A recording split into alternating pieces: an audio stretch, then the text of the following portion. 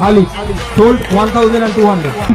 যে ফর্মটা আমরা ক্লাসটা দেখতে পেয়েছি, ব্যাটিং বোলিং দুদিক দিয়ে, সেটা কি কিন্তু খেলা কোন মুহূর্তে কোন দিকে ঘুরে যায় বলতে বলতে আরো একটা ব্যাট থেকে 4 রান আমরা পেয়ে গেলাম। তারপরেও ব্যাটিং ভঙ্গিমা, ওদের বডি ল্যাঙ্গুয়েজ, দেহ ভঙ্গিমা বলছে যে কয়েকটি রান সেটা দলকে দেবে বলতে বলতেই আরো।